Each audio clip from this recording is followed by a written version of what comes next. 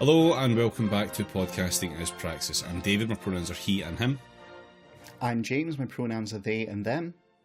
I'm Jamie, my pronouns are he and him. I'm Rob, mine are he and him. And I'm Alistair, my pronouns are also he and him. I love the way you said that, Jamie. You know, with the full possible Dolby Digital surround sound ability of the fisherman's friend rattling about a bunch of fucking teeth. What's left of them? Could you not just put like that, like sit it where the one used to be? I joke, Well, don't worry, I got a shard of fucking cracker lodged in the fucking like tooth wound the other day. That was a fun hour trying to get that back out. Don't worry, Jamie, the Greens have a plan to fix that, apparently. Jacob's Folly.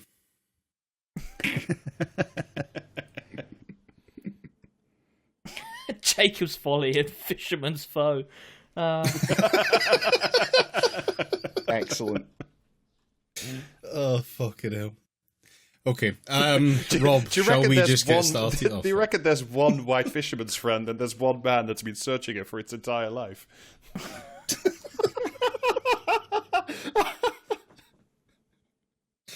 Rob, please start this fucking episode. Okay then. Well, It's really hot here, Rob. It's like 17 degrees. Hurry up. Shut the fuck up. You're so bitch, mate. It's like 29 here, motherfucker. For God's sake, yes!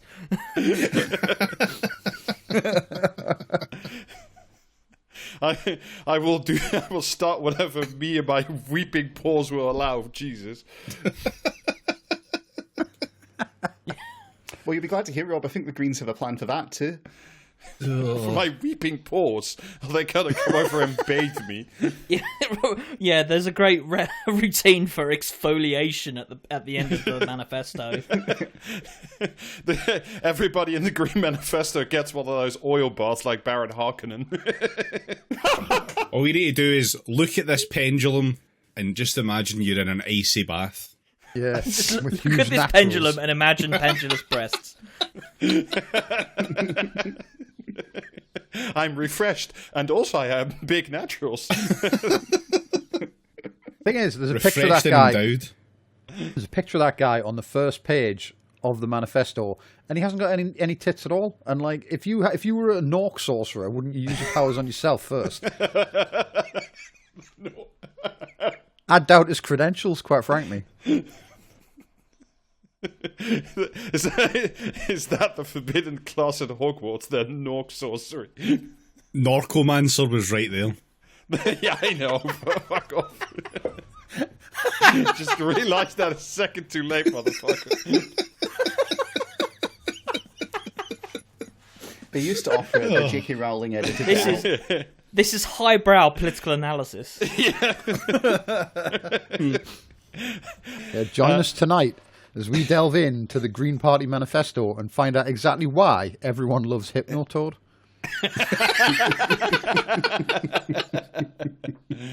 Now, I wanted to start this evening, as we do every evening, with the most important election news that I could find in the past week, and it's actually from almost 10 years ago, because according to The Sun, from next year, women, quote, women will be ditching men for robots when they want to get frisky. They could even start falling in love with the machines. God willing. Does this explain that stupid fucking image you sent me earlier then? Yes, of course it did. This could Didn't be even the ask which future. one. Yes. It is going to be the future. It's the bright future of robot fucking that we were all hoping for. This is the future the Liberals want, yes. Yeah, right. Well, hang on. Let me show you this fucking picture he sent me. I'm going to fuck it up. Oh, Here we go. prime fucking content, yes. I like how you posted Cyberpunk. that. Get it in in stereo unison. now. Like, look at the fucking state of that like pound shop Terminator there. Why have they made the Terminator out of a colander? Look at the expression on its face, though. It's like the T420.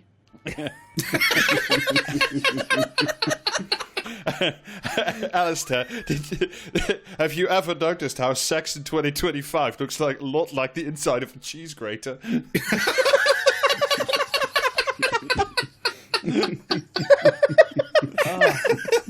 If someone formulated that into a tweet, they get a lot of mileage out of it, I'm sure.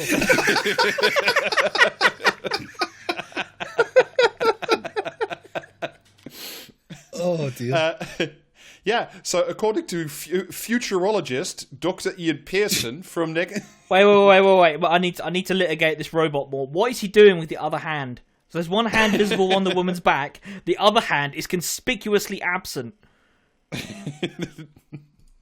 Scratching his own arse, maybe. Yeah, it's just He doesn't look that into her, if I'm honest. Like, no. It's just making rollies for after the sex. It's fine. No, so apparently, because we know this is true, because they have a futurologist on to talk about it, and basically because like I don't know, which 50 futurologist? It's not that fucking knobhead from Warwick University again, is it? No, it's some other cunt. But basically what he says is like about 50 years ago, it used to be taboo for women to talk about using vibrators, but now like you can read about that shit in Grazia, so fucking robots is just the next natural step. Is this like that fucking woman in the Times who I keep seeing ads for on Twitter where it's like, discover how I started having sex or something after I left my husband. It's like, I do not want to know. Well, I can inform you of the following. I cannot escape hearing about this one woman in the Times sex life, and it's just leave me alone. A lot of people will still have reservations about sex with robots at first, but gradually, as they get used to them, as the AI and mechanical behavior and their feel improves, and they start to become... Yeah. The problem with the current generation of sex robots is they just don't have quite enough spunk. Depends where you're looking, really. Apologies, user. My batteries are too low to fuck. Please insert corn dog. I mean, clearly this isn't. This person hasn't heard about those fucking saddles that cost like 15 grand that you have to plug in at the mains and like give you an orgasm so hard it stops you being able to walk for a week. Because those already exist. Yeah, they're called Sibians. Yeah, but do they have a face on them? Sibian that looks mobile like it's trying to disco remember just if come the into my oven's head. on or I'm not? feeling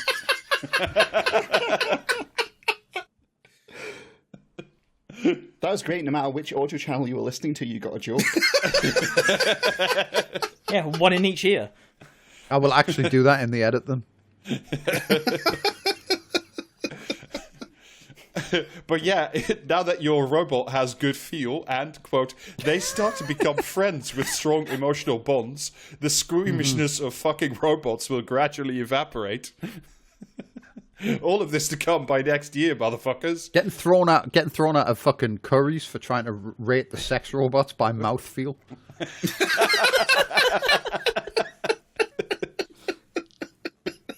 5-star mechanical behavior, 1-star feel. I love the drilling, but I did not like the pineapple grip it had.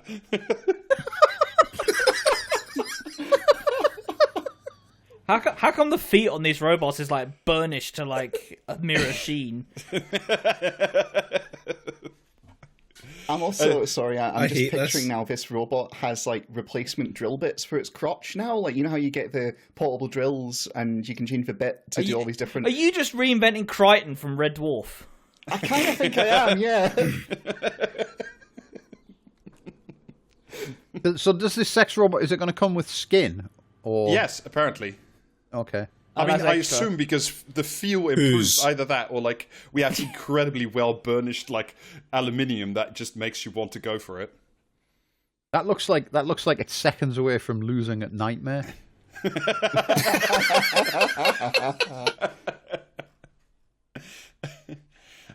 But like that's not all the predictions. Squidward's basilisk.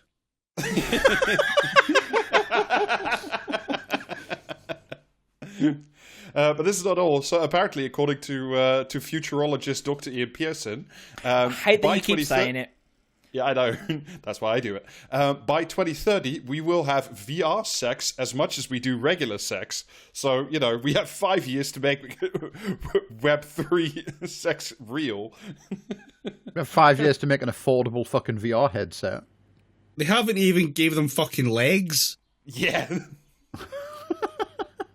Anyway, yeah, so by 2050, this is the last prediction we have for you. He reckons that at that point, robot fucking will have like fully eclipsed disgusting flesh-on-flesh sex. So by that point, we'll just slide into oblivion, finally fucking that robot. Finally, some good news. Yes. Yeah. So, like, how realistic is the emotional side of these robots going to be? Do you have to like? Have you turn heard on of your robot, or ChatGPT? can you just turn on your robot? Wow, I bought this robot that I could fuck while I watched things through a VR headset, and it just told me to kill myself. What the fuck's that about? I'm here for Malthusian onanism. See what it is? I think, it's like, oh, we'll use robots to get away from the disgusting, like, fucking fleshy nature of sex. And it's like, but knowing, like, fucking, like, British technology and the advancement of AI as it currently stands, that just means by 2030, people will be fucking each other through a hole in a sheet of tinfoil.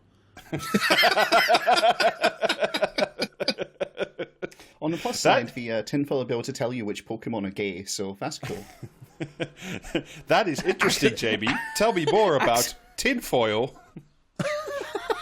Accidentally creating a battery between you and your partner by coming on the tinfoil. Yeah, because then you could use that to run your alarm clock, much like a potato. This is the worst opening bit we've ever fucking done. It fucking is not, though, is it? Because it's not Alistair's Pornhub fucking washing machine anecdote from that time. It's Way literally back in the fucking one mist. step removed from that. Yeah, but David, Moving up in the world, what if baby. From the POV of the stepsister, we're there. But David, what if we developed a washing machine with the right feel? What then? Yeah, to emulate this, I'm just going to throw a fucking grater and a colander into a washing machine. Upload that shit to Pornhub.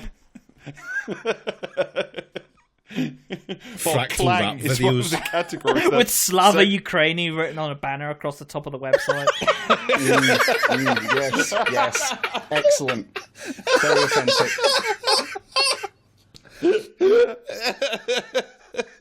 Oh, fucking hell. Anyway, if you're a first-time listener, you thought, "Oh, I'll listen to this thing about the Green Manifesto."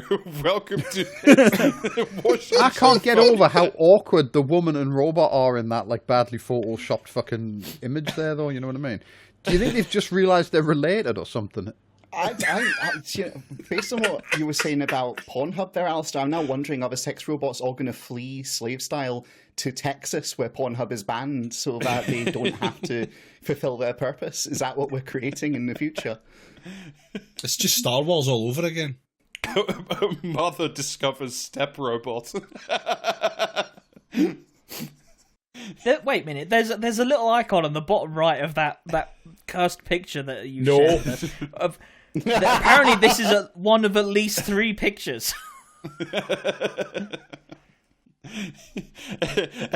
Anyway, that's the most We're important. not past the election oil news. shed yet, that's all you're getting.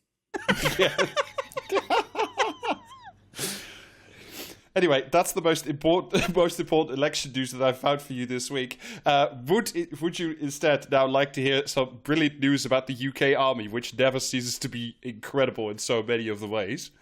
After that, yes. Right, So- well, they've invented a sex robot. No! Yeah, is it the mechanized division by any chance? No, the contract for the General Dynamics sex robot is 10 years late, and it keeps vibrating soldiers to death. Yeah, you better watch out or it's going to mechanize your division.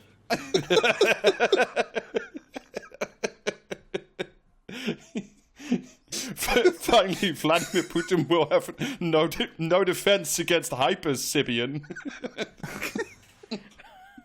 The reason for the delay in the development of this is the fact that they keep having loads of different attachments they want to put on it.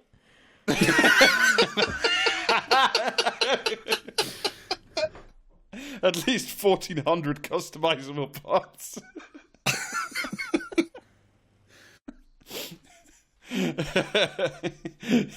No, but that were that great. But apparently, no. The soldiers' new hats will be spying on them for China.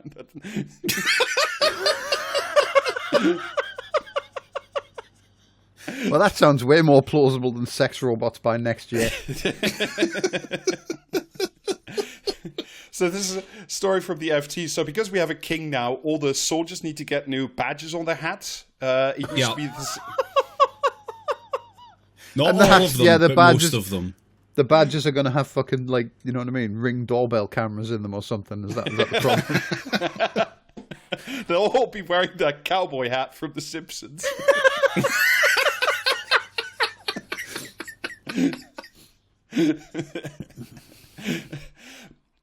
Now, apparently, every soldier badge has like a little crown on it, and like Charles likes a different crown better than the one that Elizabeth did, so the entire UK army has to get new patches and hats for itself. Oh my god. Yeah, Have pretty some much, yeah. real fucking problems. Well, there could be a real problem, actually, Jamie. Quote the Financial No, it Times. couldn't. But the process has been complicated because the Yorkshire-based company contracted to make the badges sources some of its manufacturing capacity from factories in China. Quote, there is a fear that tracking devices or a GPS transmitter could be embedded in the cap badges, a senior UK defense official has said. Holy Right, fucking shit, okay. like.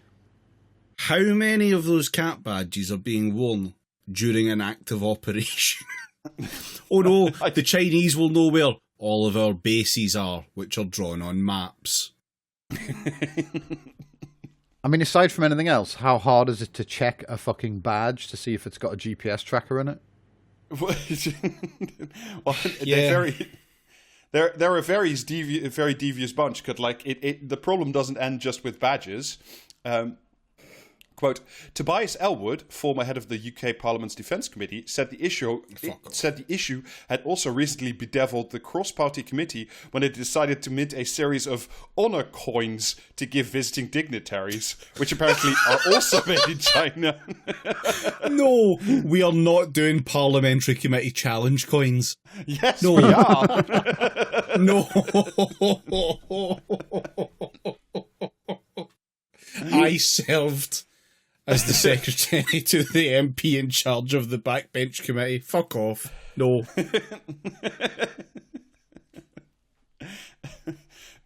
But apparently this is all, a very serious, value for money versus security issue. Because, like, if we make the hats in Britain, they could cost 5 times as much, so we should just get that done in China.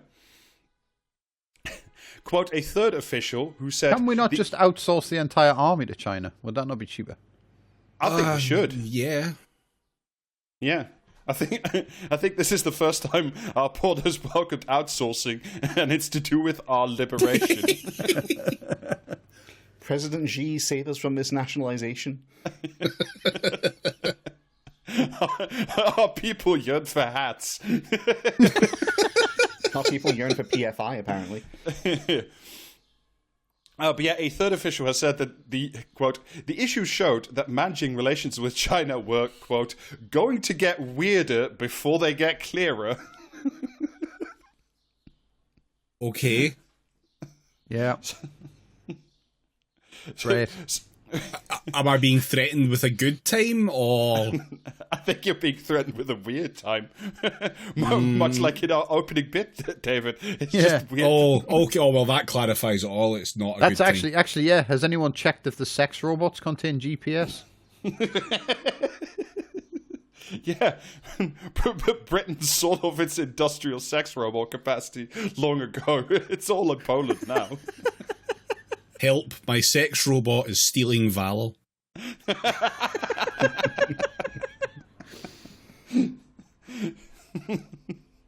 You didn't serve in the mechanized division. Anyway, that's all the important This cat badge election- says Special Bot Squadron. Nice. All right, so let's stop kicking this joke to death, and because we are actually going to do for a change, we're going to do some actual serious For a election change, stuff. we're not going to kick the joke to death. Yeah. Yeah. High ambitions. I mean, future episodes we'll see, but for now, Kill that to its fucking corpse. yeah. So for a change, we thought we would do some actual election stuff, and that's not because there's a Labour manifesto and a Tory manifesto, because we're not reading them. You know everything that's in them. It's shite. It's boring. We can't possibly care. But we thought we would. Rob doesn't read mainstream documents.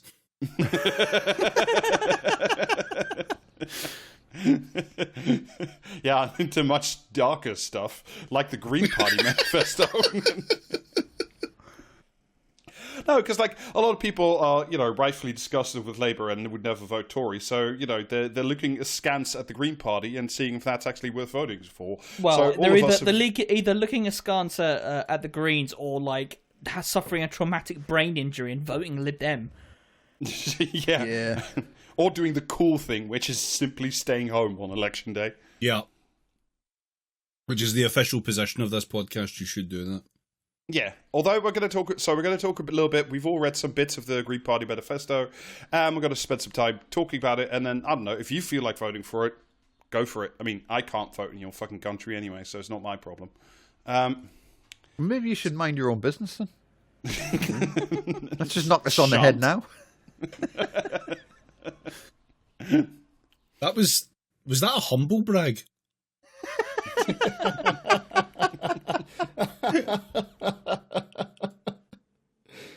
Also, I've got an observation on the manifesto as a whole just before we get into it, which is that the Greens still can't write a fucking manifesto to save themselves. It's full of stuff like we would push for and we will try for, etc., rather than just saying we will do this. Yeah, there's a lot of that. It drives me fucking nuts. Yeah. Like, a manifesto is a statement of your politics based upon your principles. You got to commit to it hard to actually be convincing. And yet it's all stuff like, we think that, and we would like to, and our aim would be. James, that is the politics we would like. I know. We think it would be good David, if... David, believe me, I know. The thing I liked most about it was it must have taken them literally minutes to do the front cover.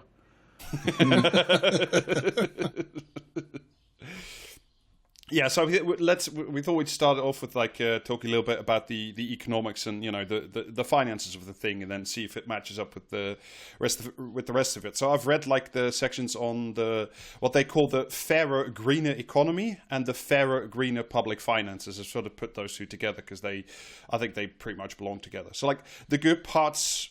Roughly speaking, the good part of both sections is like it's got a lot of decent ideas, and it is the only parting that actually says, no, we are going to invest real money if we get into power, which, probably at this point makes them the only left-ish ? Party in the entire country, with a serious-ish party, I should pretty much say. The sort of medium thing is they're still liberals, so like you can't really trust them. And B, like they don't, if they want to do all the things they say they want to do, then they haven't committed like nearly enough money to actually do all the things they want. But there's the worst just not part enough of it conviction, I feel like, as well. Like, yeah, not necessarily. I'm gonna say though, who gives a shit how much money they've like committed to fucking spend or whatever? Do you know what I mean? None of it's real. Well, for one thing, they're never gonna fucking get in. But like the other thing is, if they did. Like, if somehow the rest of the fucking, like, political parties all got King Ralphed, like, do you know what I mean? And the Greens won by default. Like, money's not real. They can just do whatever they fucking want, do you know what I mean? If we can find, like, 1,100 million billion squillion pounds to give to some fucking dipshit for, like, masks that end up getting burned in a ditch somewhere during a pandemic, then I'm pretty sure we can do whatever these fucking idiots want. Yeah, because it turns out if you have control of the printing press and the fucking Bank of England, you can just do whatever the fuck you want, pretty much. I do like the idea of there being like an Air Bud rule, but for the Green Party. There's nothing that says, butterflies can't vote.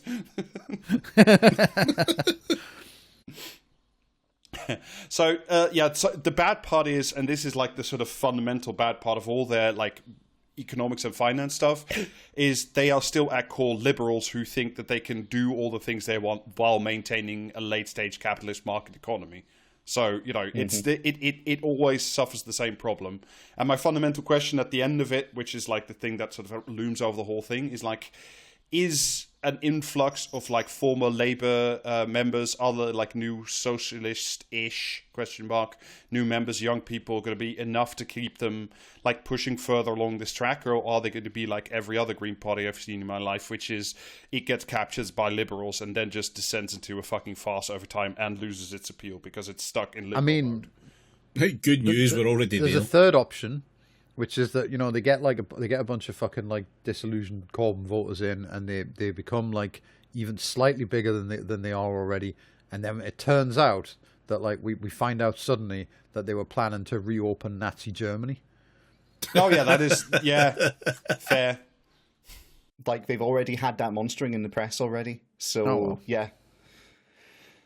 Also, no, they've dealt with that okay, and I feel like that's kind of a running theme with the Greens. It's okay, like it's a 6 out of 10 overall. I think it's all right. I mean, fundamentally, I don't think. I mean, even if you put in every fucking socialist in the country who's half decent and like stacked the deck, I don't think the Green Party of England and Wales would, in any way, shape, or form, actually be able to maintain some sort of socialist momentum. It's just not in its DNA. That's what it fundamentally comes down to. I mean, the Scottish fucking Greens can't really maintain a proper socialist momentum. And they are far to the left of the Green Party of England and Wales. So Well, they're actually standing candidates this time. Mm-hmm. That's weird.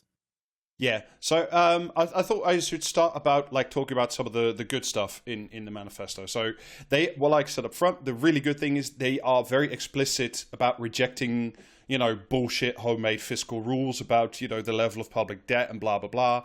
And, they actually say, which is fucking rare at this point, oh yeah, we will borrow and spend a bunch of money, but at the end we will also have like a bunch of assets like solar farms and wind farms and whatever not. So like you do actually have a thing at the end of it. And also that like doing spreadsheet fuckstein is pretty much worthless garbage anyway when you are, confronted with the end of life as you know it due to climate change. So, that stuff up front, really good. Like I like that a lot.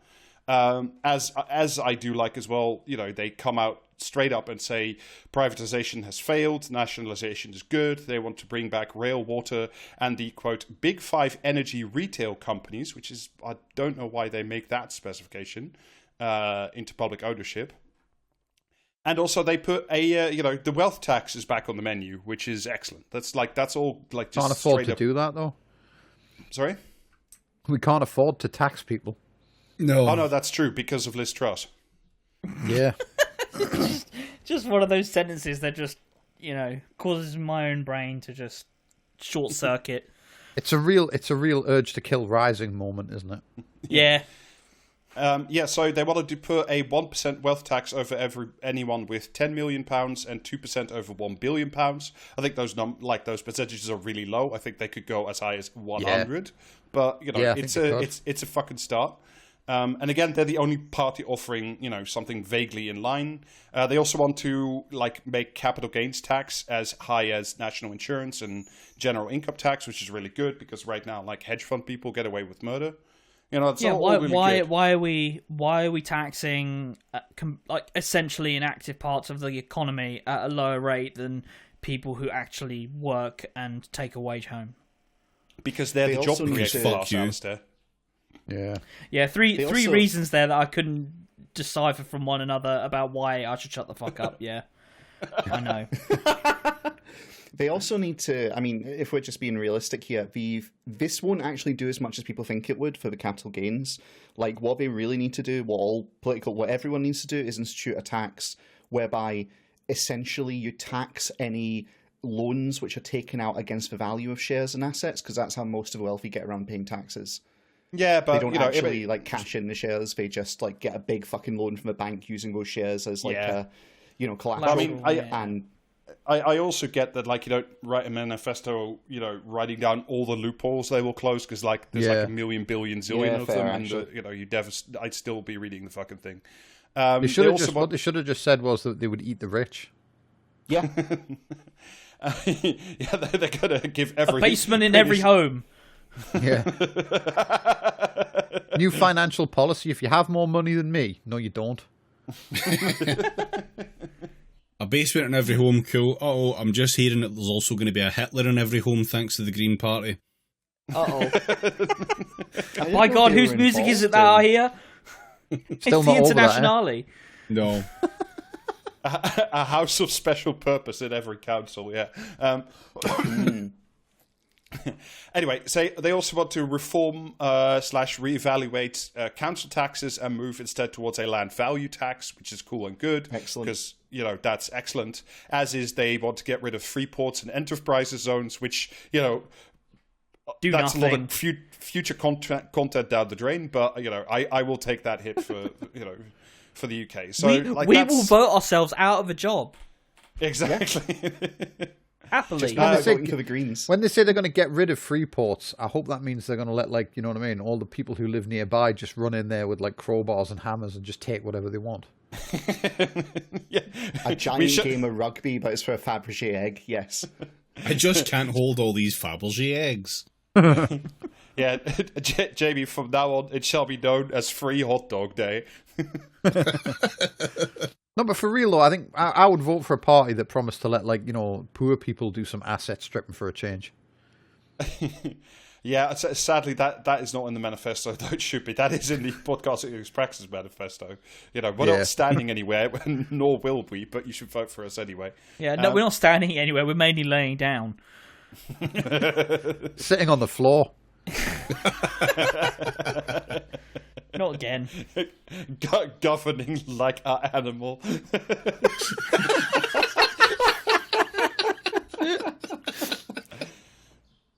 They have some other slightly more technical bits, like about changing the mandate of the Bank of England, which is good, as well as funding HMRC to actually go after people who don't pay their taxes, which is excellent, and some other bits. The only small bit that I found good was they want to create legal ways for companies to become mutual organizations, quote, especially at the point of succession.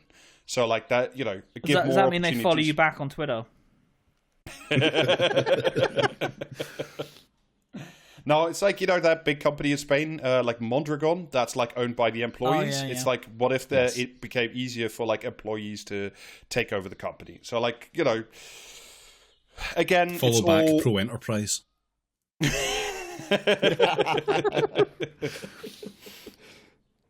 So the not so good stuff is when you start drilling down into it and reading some more of the details. Basically, I don't see how they say they're going to nationalize the rail, the water, and the energy companies when they say we will fund it with £30 billion over 5 years, which is not nearly enough money to buy them out. So either you do it without compensation, which would be awesome. I mean, but I'm not seeing it. 30 billion buys a lot of fucking men with rifles. Well, I mean, the thing about the rail is, by the sounds of it, it is basically waiting for the contracts to expire with the current operators and everything, by default falling back to public hands. It's the coward's nationalisation. But there is not really any mention of Roscoe's, which is that's where the money is, and they haven't specified either way what that would mean, or at least it's a little bit vague as to whether that be included. Yeah, so we could give them the benefit of the doubt, but no. Why would we give the benefit of the doubt to a man who used to hypnotise people to make their boobs bigger? That said, if he something about that strikes me as fundamentally dishonest. But Jamie, if he had managed to hypnotise these women to actually have bigger breasts, you'd be singing a different tune. Well, I mean, I'll admit, right? Okay, if the guy actually had magic powers, I'd be a lot more likely to vote for him. Yeah, exactly. You didn't think of that, did you? Breaking news, the council wizard is real and he can give you big naturals. Yeah, hell yeah. We'd be 100% on board with that. A modern day Radagast. But yeah, in terms of the rail, they say they want to invest £30 billion in better rail, and specifically one rail really cool train. We're going to build Snowpiercer, but it just goes around Yorkshire. Yeah, so like they want to do a lot of rail electrifications, and I was like, this something of this smells off. So I asked Gareth Dennis, and like what he said is like the amount of money, so the 30 billion is about right, but like the UK doesn't have remotely the capacity needed to like spend that amount of money to electrify the rail network. So like there's some constraints there in terms of whether or not it would actually work. It's it's a good goal, but like it again, this is the stuff where I'm like, yeah, but it doesn't really work. Yeah, this is one of those ones where they went away and asked half a question, got half an answer, and went, "That'll do." Yeah, it's similar. Like they say, like, oh, we want to upgrade, like, nationalize and then upgrade the water and sewage infrastructure. Which, like, yeah, that's a real priority, and I think that should be done. And they say, oh, it's £12 billion over 5 years, but I was like, that sounds way too low, and it is. I think a House of Lords report that like says if you take the cheap option, which is like you prioritize the most broken pipes and like the sites where like the most spillages happen. Which would already, like, that would be a substantial improvement, but it wouldn't fix everything. Like, the cost of doing that, depending on how severe you are with it, are between 18 and 110 billion. So, like, 12 billion is nice, but it's not... Again, a lot of the problem with the financial stuff is... 18 like, and 110 billion? So, yeah, the range is that because, like, it depends on... Do you only do, like, the most urgent basic fixes, or do you do, like, substantially more than that? Hence the big range between those two numbers. It's real fun when you realise just how fucked everything is, isn't it? Yeah. Mm-hmm. Yeah. So, like, they want I maintain, though, you could fix it for a lot cheaper if you just had enough men with rifles. Yeah. And again, similarly, it's like, oh, we want to, in terms of like stopping, tax evasion, tax avoidance, they want to, quote, push for strengthening global agreements on tax. And it's like, yeah, we did that a couple times. And then the US says, how about go fuck yourself? And then what happens? Like it. And then you end up with a man on the TV explaining why you've just been queued. Yeah. So, like, and yeah, I don't know. There's like some local stuff about regional mutual banks to fund decarbonization, which, like, yeah, it's not bad, but it's a little low. $2 billion a year for decarbonizing local businesses. It's mostly a joke. That's not nearly enough money. And this is a quote: community ownership to be encouraged through greater access to government funding in the transition to a net zero carbon economy. It's like they keep mentioning throughout these documents, like community ownership, but it's vague as fuck. Like, do you want that or not? Or is it like, encouraged through greater access? Like, what the fuck does that mean? Because for a Liberal Party, it basically means whatever you want it to mean. Like, real talk, I've never, ever heard someone in the Greens be able to define, and this is Green Party in Wales, or even Scottish Greens, or any Green Party a person I've spoken to, in any, nation, none of them have been able to explain what community ownership actually means in practice. It's very much a Rorschach of whatever you want to see it to be. It's a bit like they heard ownership of the means of production and thought, oh, that sounds kind of cool, and then, like, half remembered it. I don't think you're wrong, Alistair. I think that's what that is attempting to tap into. Unconsciously, I think they're just going for, but give power back to communities. Yeah. What kind of power and how will that be held and exercised by communities? Give power back to communities. Like, that's it. There isn't ever any actual meaningful detail. A nice big vacuum for some dipshit to just scream Citizens Assembly. Stella Creasy the younger, yes. What is a citizens' assembly if not a liberal version of a citizens' Soviet, I ask you? So the bad parties is like, well, as I said up front, the good parties, they do say we'll borrow to invest and like fuck the rules, but then right towards the end they add a tiny coda that says unless inflation gets out of hand. So, we'll borrow and invest right up until the point, somebody else says we're not allowed to anymore. And then fuck you. If you've started, inflation starts going up crazy, you just tax fuckers more. I mean, that's essentially what the goal of taxation in general is to keep inflation under control. Just tax some shit. And also institute price controls, which if we'd done that, we wouldn't be in the situation we're in. But God, no, you can't do that. Nixon did that, but we can't do that. Yeah, and so the last bit, I'm just going to read this because this is how you know that it's still, like I said, a liberal party operating in a market economy. Quote, financial services have a crucial role to play in achieving the rapid transition to a zero-carbon economy and ensuring nature is protected. Green MPs would make this industry, i.e. finance, a force for good, directing finance toward businesses. We would harness the power of capitalism to do good things. Yeah. Yeah. I would simply use the One Ring for good. Even if through me it would wield a power too great and terrible. Yeah, but for good. Yeah, but for good. Vote Bright Boromir Lord. 2024, yes.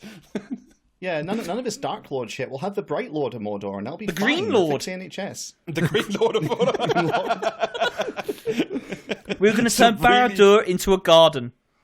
Yeah, exactly. The March of the Ents with sinister vibes. I would simply give the Ents a Gundam and be done with it.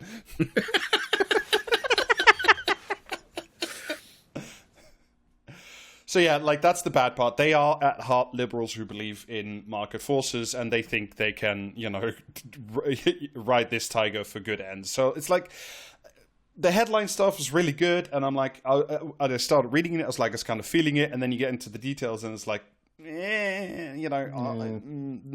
you're very uncommitted to the things that would actually need to be done. I think at this early juncture, it's quite clear to me that what the Greens are missing is climate Stalin. Yes. Yeah. Yeah. Again, We're all missing climate AK-47s were famously very cheap to produce, I hear. But were they produced sustainably? So, speaking of the manifesto and things in it with interesting funding commitments, Rob, the health section is, again, a mixed bag.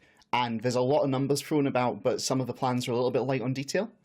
So I'm going to give the devil its due, and I'm going to credit them with the opening for the health section, because we do actually say the NHS crisis is not an accident. It is a result of deliberate conservative underfunding that's seen the NHS undermined and at risk of collapse, paving the way for further privatisation. And it's nice to actually have that in a manifesto, frankly. I mean, I don't know. I don't like that they just singled out the Conservatives. Do you know what I mean? Yeah, as if I'm not Labour really- don't have fucking blood on their hands. And I'm not really too keen at the idea that it was down to underfunding as opposed to stealth privatisation and PFI. It's like a lot of it too. Well, they do actually have some stuff to say about the privatisation stuff, so we'll get to that. But anyway, let's take their headlines from that same intro. Elected Greens will push for a steady reduction in waiting lists. We would guarantee rapid access to a GP and same-day access in case of urgent need. Guaranteed access to an NHS dentist for everybody. Boosting the pay of NHS staff. Restoring local council budgets for public health. Yeah. So that's their headline bullet points, and then they say, Okay. we estimate that to meet these commitments, the NHS in England would require additional annual expenditure of £8 billion in the first year of the next Parliament, rising to a total of £28 billion in 2030. That sounds We also really low in terms of numbers. Yes. Yeah, We for the also estimate that NHS, that's tiny. We also estimate that additional capital spending of at least £20 billion is needed in total over the next 5 years. So, £28 billion plus an additional £20 billion in capital spending, which is interesting. So, Okay. but then there's a question of, well, how do they plan to kind of actually do all of this? And some of it is actually no-brainer stuff, like giving hospital trusts clear long-term funding commitments so they can better plan, because currently they don't have that.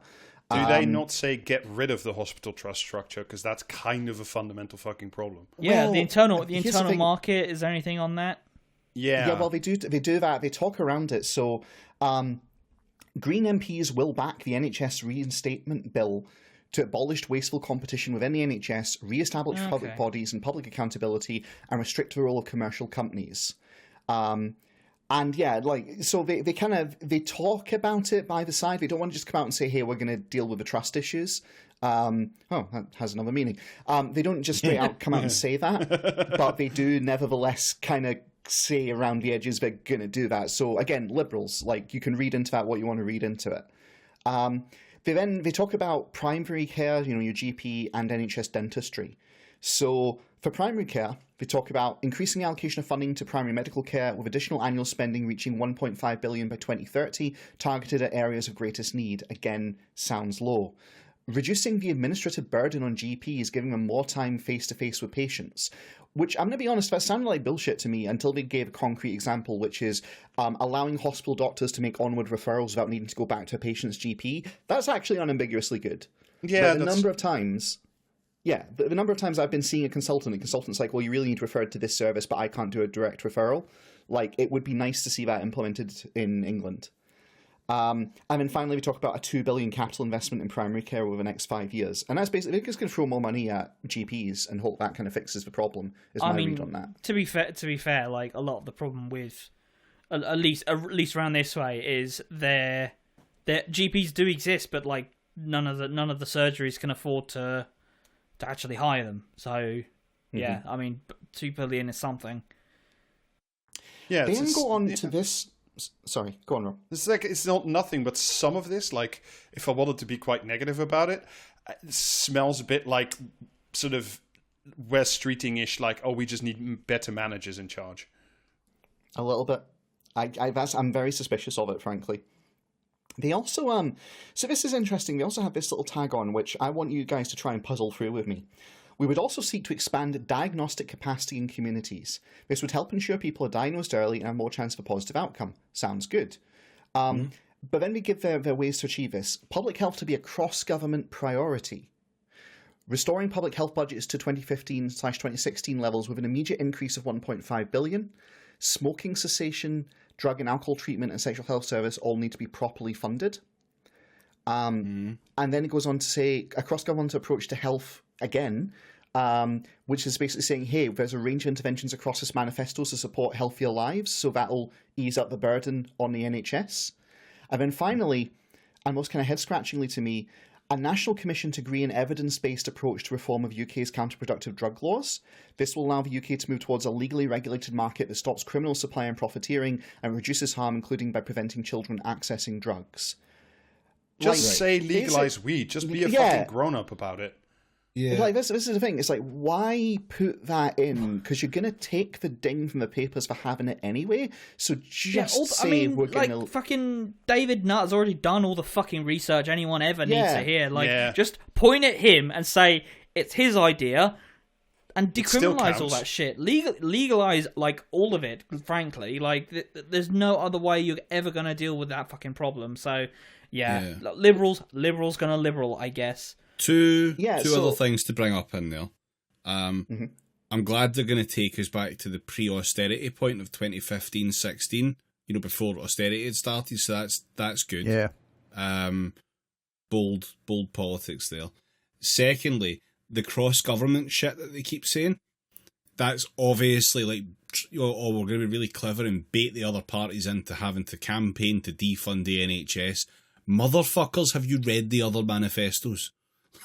Yeah. Yeah. We're past the point where political parties won't just outright fucking say it, so maybe don't bait them into that.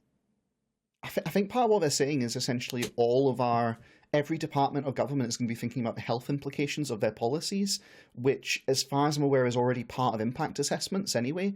So, yeah, I don't know. Yeah. It just seems kind of weird, frankly, and kind of half-baked and tacked on at the end for investment in primary care, because most of the stuff on primary care is all very solid, like we will put money behind it, question on whether it'll be enough. But then this is, all our policies will ease like the burden on the NHS. Also, we'll care more about health when we're making other planning decisions at government level. And then finally, we'll maybe think about legalizing drugs, perhaps, honest, and whack a little bit of money back into the system. It just feels okay. When they talk about that cross-government shit, I'm just picturing, the education minister writing, armed preschoolers on a whiteboard and then looking across at the health minister who just shakes their head at him. Do you know what I mean? So they then go on NHS dentistry. Low-calorie this is an area that's... glue.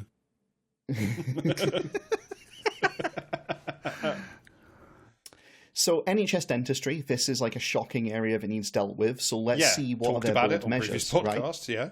Yeah.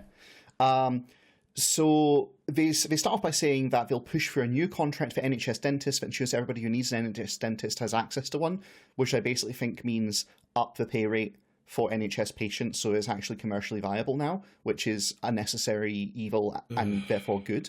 But also, they should just abolish private dentistry. Well, I Yes. mean, that would be the real Look, solution. Nye Bevan tried. They also but did said he have additional... did he have millions of troops with AK-47s? They add on to that they'll do additional investment in NHS dentistry, reaching $3 billion a year by 2030 to transform the availability of appointments, etc., etc. So we'll throw more money at it. This one, again, bit of a head scratcher. Elected Greens will campaign for funding to allow community hubs and primary care to provide a rollout of free dental nursing for children and those of low incomes. This model would deliver preventative work and make referrals into NHS care pathways following oral health checks. So my understanding is essentially they'll subsidise like dental care for people who are poor, and my read on that is what they're essentially saying is they'll introduce kind of a preventative, like targeted service that's looking at young kids, etc. Do you know what I think this honestly is? I think this is the Labour will teach them how to brush their teeth, except dressed up a bit. Yeah. And also, like, hey, I think more kids should have access to a dentist. I don't disagree. I think that's all very fine and good. But I also think adults should have it. And this weird, like, only the kids can have it. Just weird. Sorry. I mean, but it's just basic weird. universalism, isn't it? Like, it's just. Yeah.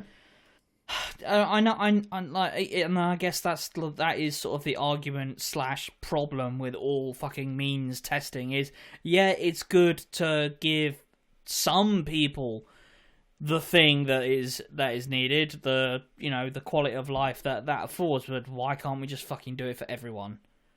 Yeah. Mm-hmm. And basically always with minimal increase in cost because of the fucking admin alone Usually of it's a saving. administering means testing. Yeah. You almost always save money by not means testing. Yep. And also, like you embed it in society. If everybody has it, it's Yes. why, like, despite everything that's been done to the NHS, nobody's managed to kill it off because That's everybody why has it's it. taken this long. Yeah, that's why it's Yeah. taken this long to get it to this state. Well, the remainder of the health section is like, I mean, it's a bit of a grab bag, and I'm just going to skim sections of it. They talk about investing in and supporting our health workers. Basically, we'll take the boots off the doctors' necks and stop like cutting salaries in real terms, etc. They don't actually give figures for that. No, of course not. They talk about a national cancer plan. So I'm going to read this section. We will commit to a national cancer control plan to include reducing cases for investment in public health measures, such as interventions on food, alcohol, and tobacco. This is yet more, hey, we'll make everyone healthier with our other policies, which will cut the rates of cancer. So they also commit to meeting the existing NHS target of 75% of cases diagnosed at stage 1 or stage 2 by 2028. And they just say, we'll meet that target by investing in primary care and enhanced screening. No numbers associated. And then finally, using the unique information the NHS has as a public health system that cares for us from cradle to grave to deliver treatment through publicly funded research. Yeah. That That doesn't makes sound me like. nervous. Yeah, I mean, it sounds like it might be all right. While if say the Greens were in power, but then the next guy gets hold of it. Yeah. Yeah. Hey, will I you- don't like publicly funded research. Yeah, see, that's the part that I caught as well, David. Not like publicly owned, like where we're going to Yes. develop like the NHS cancer labs, which are going to do groundbreaking research into cancer using the information we get from the NHS, which, not saying Cuba, but yeah, like they're not doing that. What they're saying is essentially we'll fund private research and by implication give them access to the genetic data held by the NHS, ? Yeah, don't like that. Yeah. They then have a mental health section, which I really kid you not, I don't think it actually says anything. All right. Well, then we can skip it. Yeah, like they talk about, we will, this will include ensuring that everyone who needs it can access evidence-based mental health therapies within 28 days. And that's it. That's like this as firm so as it CBT. actually gets. Yeah, CBT. basically. Yeah. And like the rest of it is all like I've read it and 3 times and it's all just words. without actual funding commitments. They also say, like, at the tail end of it, they have something here which I thought was interesting, which is, we will provide a trained and paid counsellor in every primary and secondary school and every sixth form college. And it's like, cool, I see that helping mental health immensely, and also it's uncosted. And there's no commitments on it. So it's like, I'm going to say right now, I don't see something in this manifesto as uncosted. I don't care. I really don't. If it's costed and it's fucked, it's bad. But if they just don't say how much it will cost, it doesn't matter. Let me rephrase that, David. There's no details, like there's nothing concrete in it, is what I'm saying. Like, that's the problem. Well, it sounds like on the basis of the policy itself, there's fuck all, they'll never mind anything about costings. Yeah. So they then have a section on assisted dying, which is we're in favour of assisted dying, but they just say at the end, proper safeguards would need to be put in place. Like, that's it. Yeah, Just like, we'd make the dangerous thing really safe. A wizard will fix it. A wizard will save the disabled from genocide. Like, yeah, okay, cool. And then they have something at the end, which I actually thought is actually pretty cool and like worth reading, which is elected Greens will work towards no more HIV transmissions by 2030, advocating for a joined-up approach to using probing actions, including access to the HIV prevention pill online, in pharmacies and from GP services. And then they also went on to say, we will renew successful opt-out HIV testing programs in accident and emergency in all areas with a high prevalence of HIV. I honestly just think they should do it in all areas if they're serious about making that commitment. But like that's an actual genuinely nice little commitment and like, you know, clear policy at the end there. Hello, and thank you for choosing Podcasting as Praxis. Our podcasters are experiencing an unusually high volume of unfunny bits at the moment, so you've been placed in a queue. Your patronage is important to us, and I need to inform you of the great benefits you freeloaders are missing out on by not subscribing on Patreon. A back catalogue of premium episodes, plus a bonus episode every month, ad-free regular episodes, plus you get access to our Discord, which, in addition to being able to harass the Praxis Cast crew with your favourite Star Wars characters, will allow you to listen to all of your favourite cutting room floor moments, such as... and... Fuck off, Alistair. Subscribing lets us create more of these hilarious moments, so please do subscribe for just $5 a month on patreon.com/praxiscast. And now, back to the episode. So that's their health section, which leads straight into the care section. I'm not going to go through the care section in as much detail because Jesus, but you know, they do actually flag up some good headlines. So they'll push for free personal care to ensure dignity in old age and for disabled people. So just free personal care, no paying for it, no like being like your money garnished, etc. That's pretty good. Increased pay rates and a career structure for carers to rebuild the care workforce, which is actually solid if they implement it well. And then they give a funding commitment of $20 billion per year, which is huge and probably necessary for the you know, state of the sector. And then they kind of go on to detail that in places, and again, it's a bit thin, but it doesn't really need, like, this section doesn't actually need too much. The thing that probably needs the most would be more information on that career structure, but they don't actually provide that. They don't go into much detail on that. How much of that care sector are they going to nationalise? That's a question, right? Okay, so probably if you're not going to nationalise it, that 20 billion is meaningless. Like, well, almost all of that will be hemorrhaged into private fucking hands. Pretty much. Skimming through the rest of it, they do have like some little policies in here. I'm like, well, that's quite good. Which is they've agreed to campaign for Gloria's Law, which gives everybody the right to at least one essential care supporter. They get to designate someone like a relative or friend who is basically there to walk them through all of their interactions with health or care services, because currently you don't necessarily get that unless you specifically like fight for it quite hard, and even then it can kind of be refused. So that's nice, but again, it's kind of piddly stuff in the grand scheme of things. And going through like the rest of this, surprised that a law fucking named after someone wasn't complete dog shit. Well, it was it's something that a particular group, I can't remember the name of it, but there's a disabled advocacy group that's been pushing for it, and I think it's named after the mother of one of their like major reps, basically. So rather than just like, oh, something terrible happened to this one person, we need a Gloria's Law to, instead it's more like actual advocates naming it in memory and recognition of someone who they knew, which is makes a little bit of a difference. Anyway, they do have some little commitments tagged on at the end here. So elected Greens will Restore the value of disability benefits with an immediate uplift of 5%. Good. End the unfair targeting of carers and disabled people on benefits. I'd like to know more details about how you're going to do that specifically, because a lot of the way that happens isn't baked into this particular guidance. It's just like the inherent, like the system does that. So we'll see. This one, I think, is solid gold, and they probably should have led with this, frankly, and I don't understand why they buried it. Oppose plans to replace personal independence payments, cash payments with vouchers, and in the long term, reform intrusive eligibility tests like PIP. Yeah, it's because they're cowards. Yeah, it is because they're cowards. And then, make it mandatory for councils to provide free transport for 16 to 18-year-old pupils with special education needs and disability. It's shocking that they don't, frankly. Ensure disabled workers have the in-job support they need as well as proper paying conditions. No further details. Just, we'll do that. We'll make it right. We'll wave the wand. And champion the right to inclusive welfare support and housing under the principles of universal design, which I think is just basically, we're going to make sure that wheelchair ramps and bathroom assistance, etc. are baked into new builds by default, which is nice if they could manage it. All right. Shall we move this on? Because otherwise we will be here for a long time to do we will. This is taking some time. Yeah, sure. All right. So the last bit I've got to do is housing. Elected Greens will push to provide 150,000 new social homes a year and end right to buy. So end of right to buy is good, but I don't know. I haven't looked into housing closely enough, but I don't think. Yeah, that was I was going to say. I don't think that's enough. No, I don't think it's enough. They also say empower local authorities to introduce rent controls, which I'm immediately suspicious of because of how that didn't happen in practice in Scotland. Because, yes, it fucking didn't. Yeah. End no-fault evictions. Cool. Good. Yeah. Okay. Introduce a fairer, greener homes guarantee, like what you would expect that to be, basically usual stuff.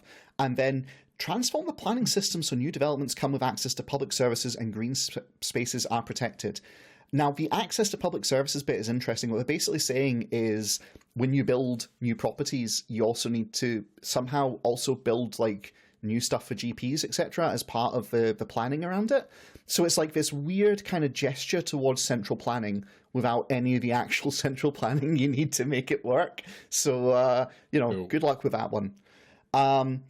And yeah, so specifically, they also say, bizarrely, we will transform the planning system to reduce the environmental impact of new construction, etc., and to require local authorities to spread small developments across the areas where appropriate, rather than building huge new estates, which seems to kind of contradict the idea of new developments having services kind of baked in, as part of it. It's very bizarre. It's like you can either centrally plan, or you can just add on sprinkle new housing here and there, like the housing fairy. I don't think you can really do both, so it's a bit weird. Yeah, they simply have, like we said before, they just lack the courage to adopt the Soviet model of basically having a block of housing with several services in it, not necessarily everyone, say, with a hospital or whatever, but just your local amenities. But no, it sounds like we're going to add small hamlets to the edges of towns that already exist.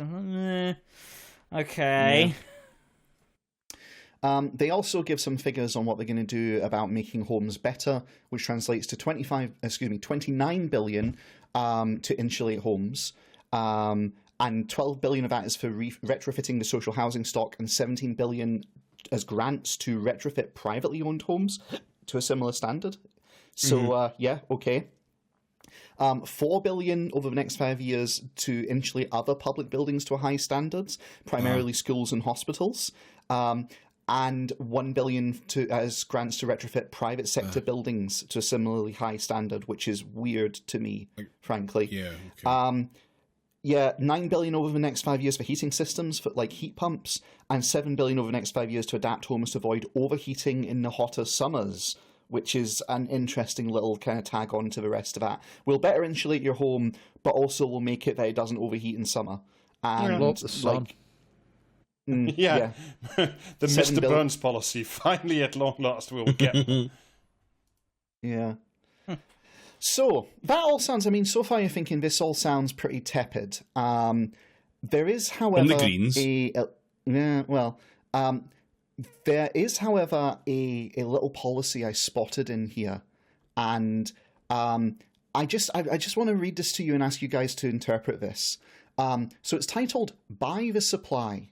Prima nocta for local housing developers.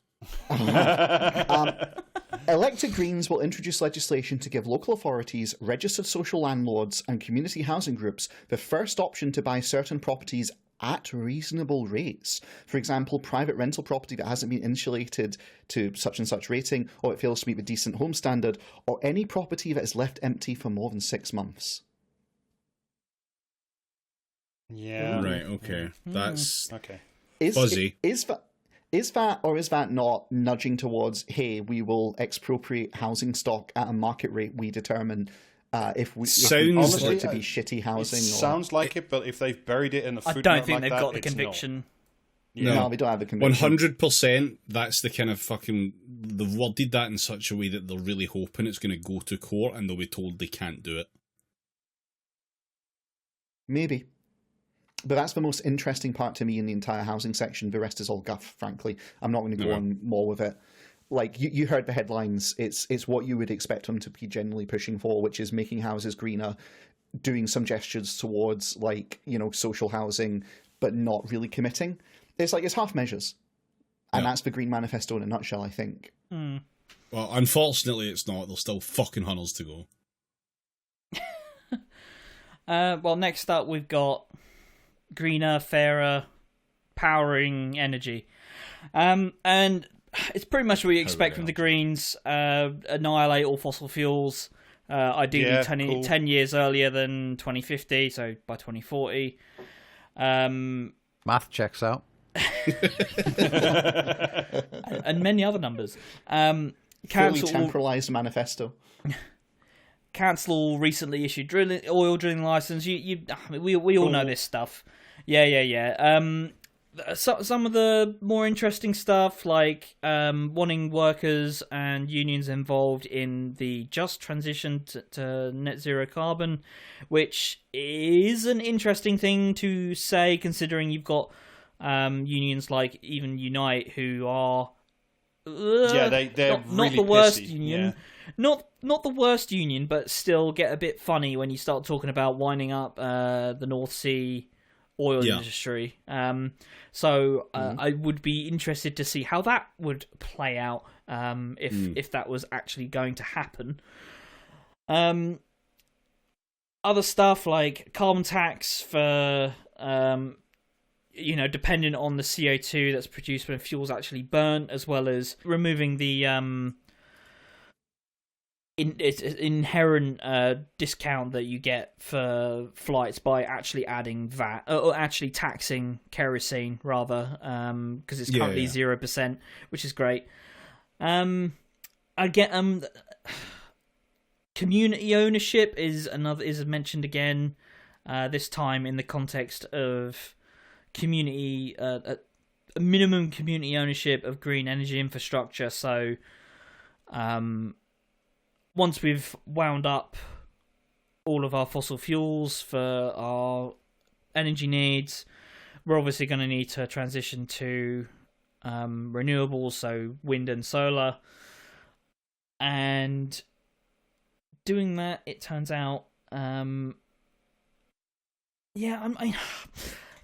it's a bit of a weird one, to be honest. They're saying 70% of our energy needs from wind, and as far as I know, the jury is still kind of out on whether it's feasible to use wind for baseload. And this, along and sort of the adjoining anti-nuclear power stance, like, I don't know. It's not great, this part, because they're always scared of atoms. Yeah, they are scared of atoms. They are. I mean, it's kind of confusing. Well, because... me too. I can't see them. They're there. They're so People small. tell me they're all around me. Yeah.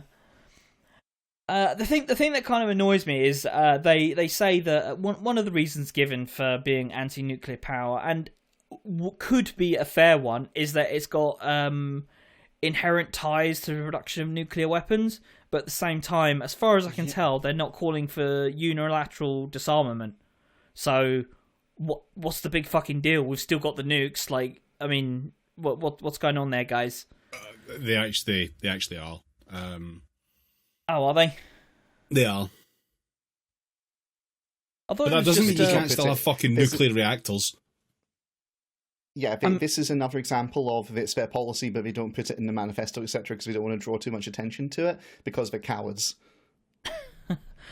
The other reasons they give is that it takes a long time to develop, new nuclear power, and I suppose that in itself could be an argument. But my thoughts are that, as with any scale industry, you'd have the same with rail as well. Because we build so little of this shit, we do not have the skills or the knowledge base to actually do this stuff quickly, effectively, in the time span that we've given ourselves. So it's a bit of a disappointment, I suppose, because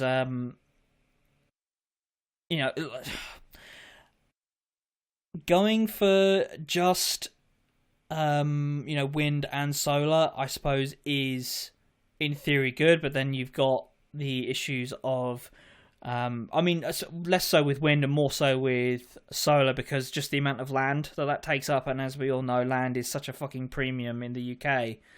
So 100 gigawatts of solar energy by 2035. It's just make Scotland fucking reflective. Fine. Most of it's empty.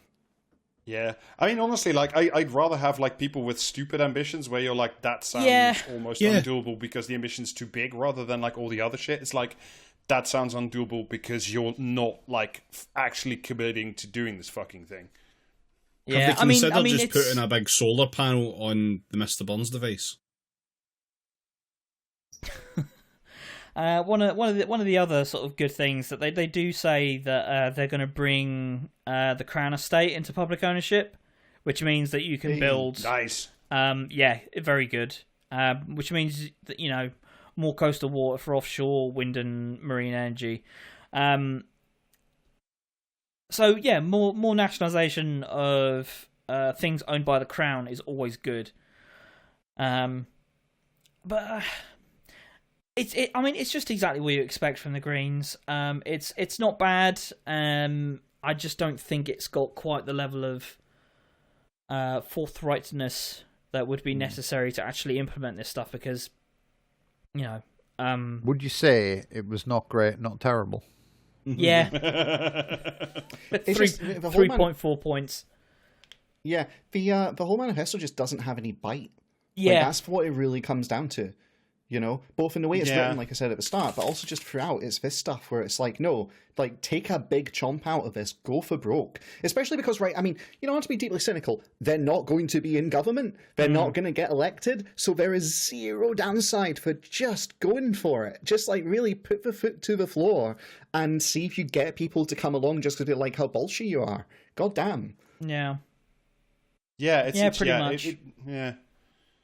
I mean, it's the same. I don't know, Jamie. It's the same stuff in the care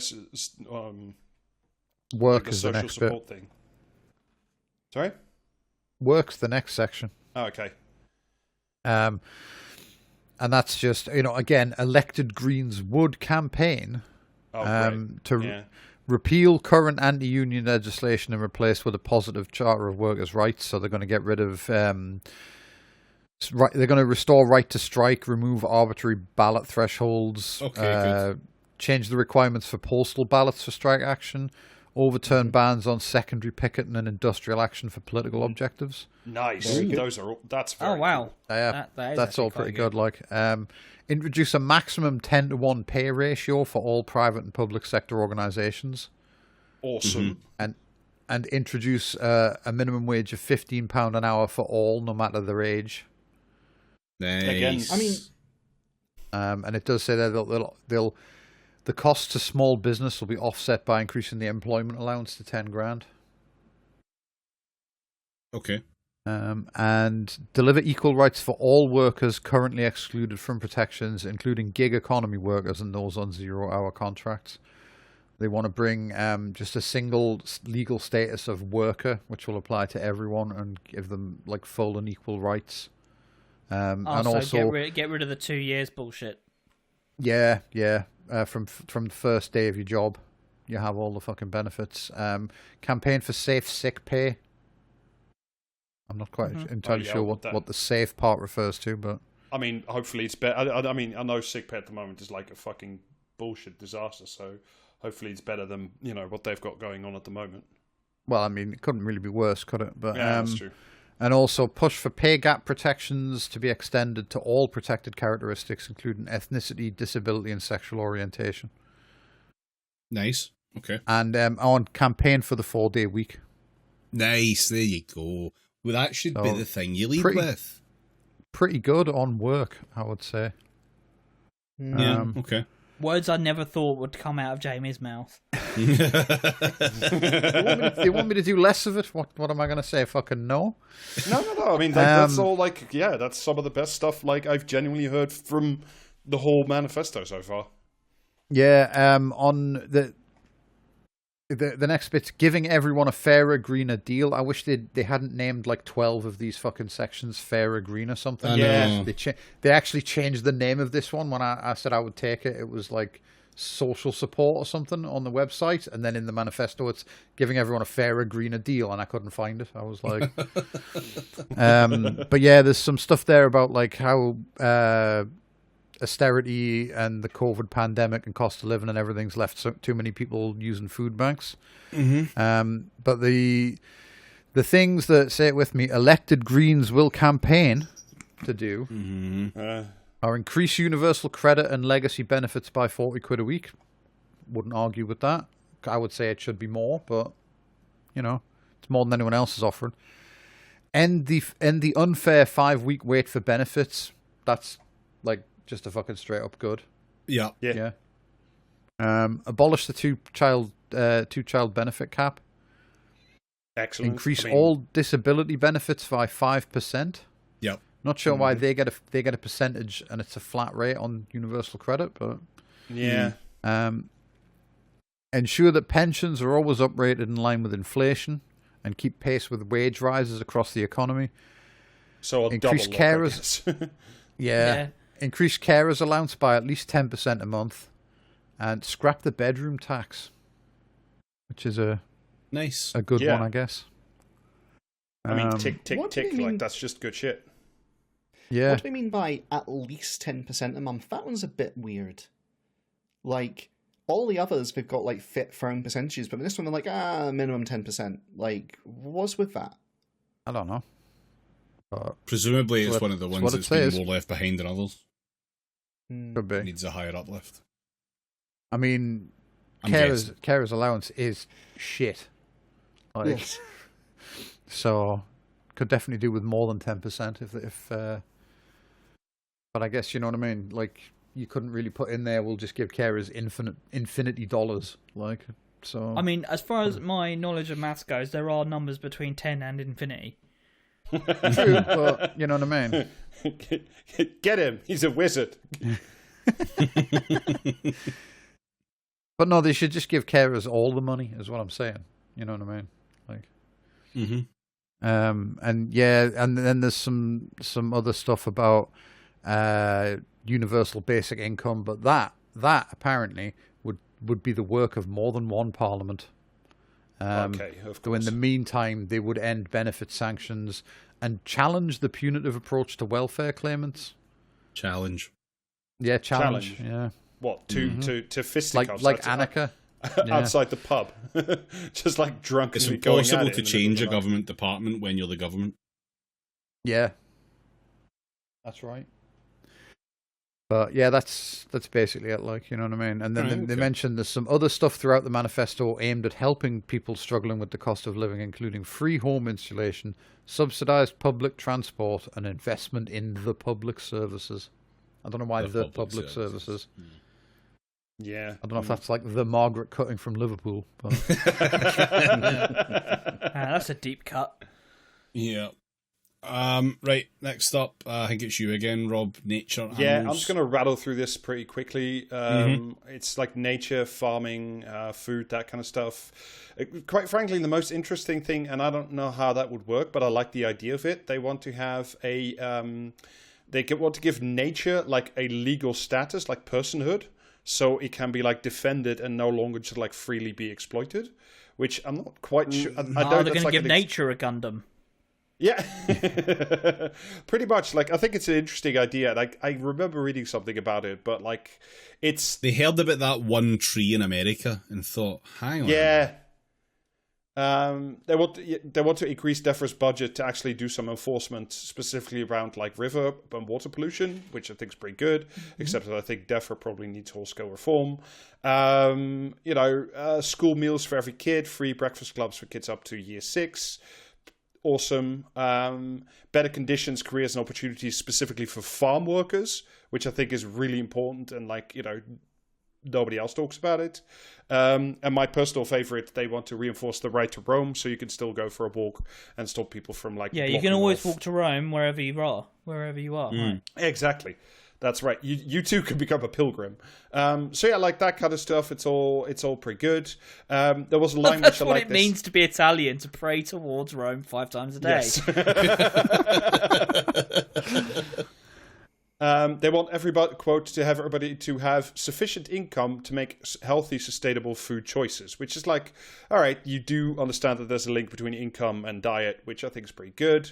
The weird stuff is all the green stuff you kind of expect that I don't mind, but I always think, like, have you thought that through?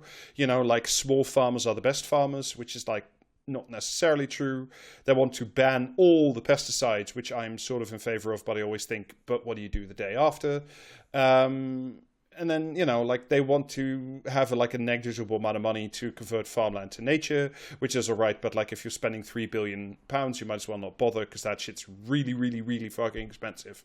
So yeah, it's like, it's good stuff in there. But, the bad thing is they lead with people have bad diets and diabetes, which always gives me that, inkling that they want to make it about, like your personal choices rather than your, the systemic issues around the food system as a whole. So like decent, but exactly what you'd expect from the Green Party. Yeah.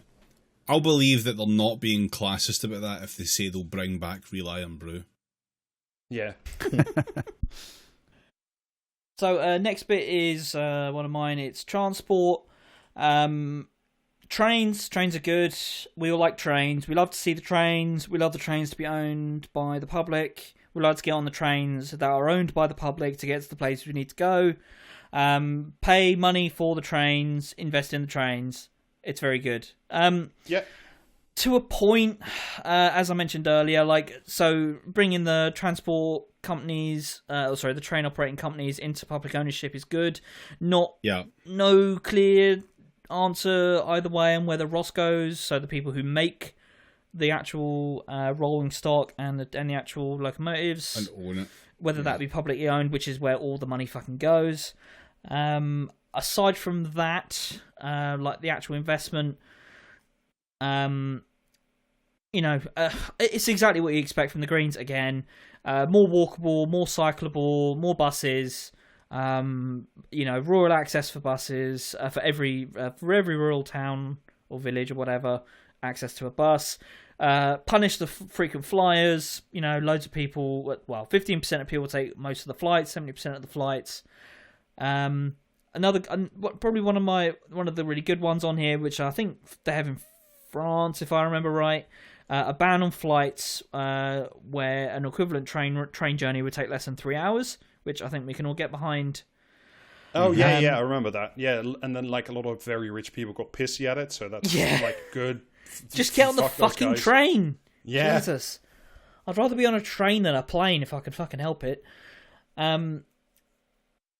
There's 2 other bits. Is that notably HS2 is conspicuously absent, either for or against it. Yeah. The sort of vibe I get is we want more trains, and it's like, okay, where are you going to run them? We're going to invest in trains. It's like, okay.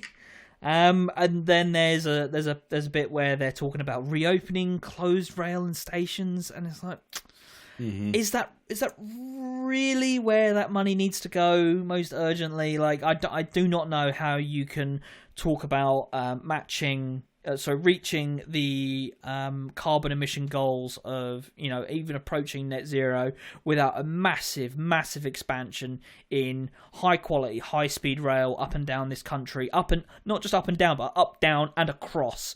Because like the fucking routes on trains that you can take to go from east to west, so assuming you're not trying to go east towards London, are fucking dog shit.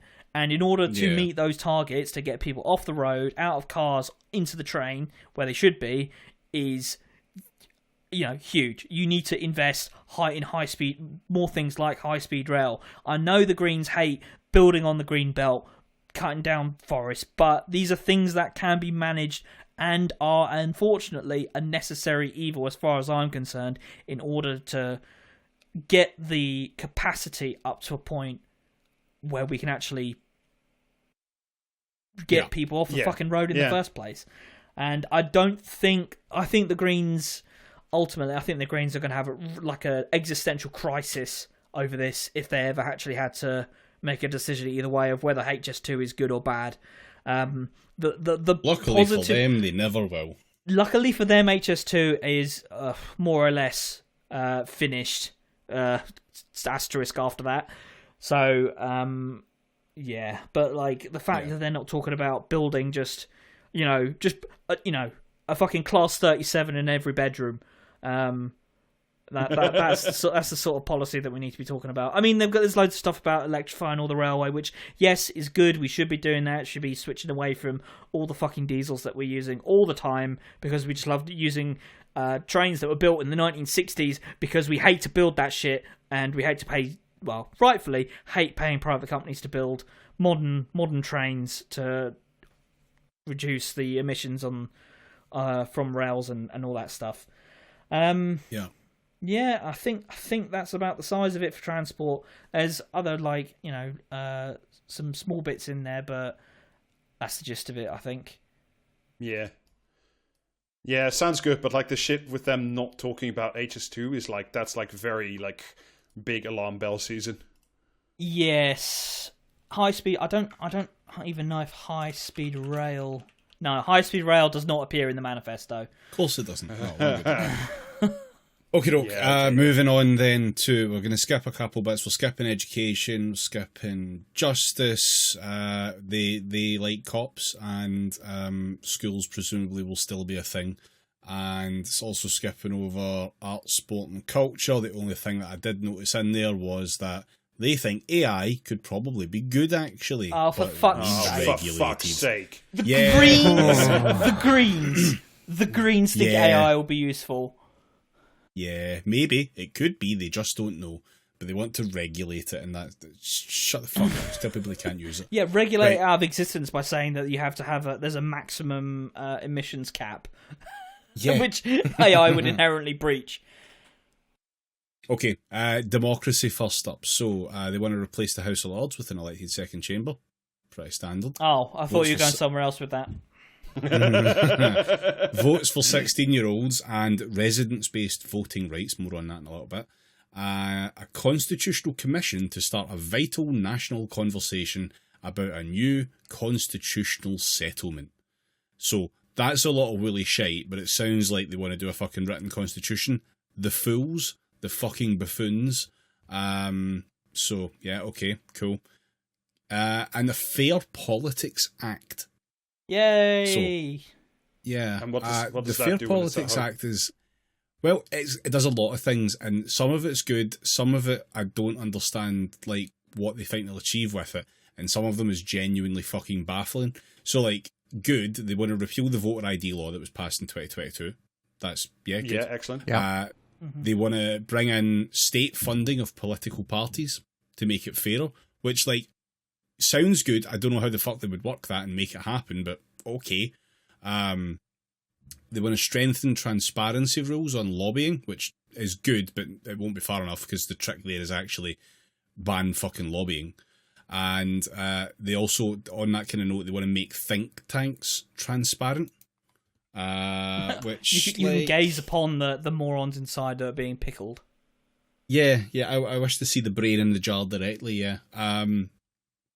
Like, it's fine, but at the same time, it's also going to be some, like, real fucking political anorak level bullshit where no one's going to care about that stuff anyway. So, again, just fucking ban political think tanks. We don't need them. They're not good. Fuck them. No, yeah. Yeah, and also part of that is going to be votes for 16 and 17-year-olds, which is good. Thinking about politics has only ever caused harm. It's true. Yeah, exactly. Look at things us, Jesus Christ. One guy managed to do it. Some more things that, like, again, could be good, but also, like, I don't know why they're bothering. Give the Electoral Commission power to prosecute and remove the cap on fines imposed by the Electoral Commission. The Electoral Commission will just simply not do things, even if it can. We know this already because it can. We love a toothless regulator. Yeah, we do. And what I've got down under the what, replacing first past the post for general elections and local elections with, quote, a fair and proportional voting system. There are many. What does that Name mean? one. Pick one. Just say it. Say it. Is it STV? Is it full PR? I don't know. They're not saying. And they also want to. I mean, this one my question there first of all is like, so we're going from MPs who represent a constituency to is that each constituency is going to be like lumped in? Yeah, will it be on a constituency basis where you have regional MPs? Yeah, there's a million ways to fucking work that shit. Yeah. And they've just decided not to commit to any of them, which is good.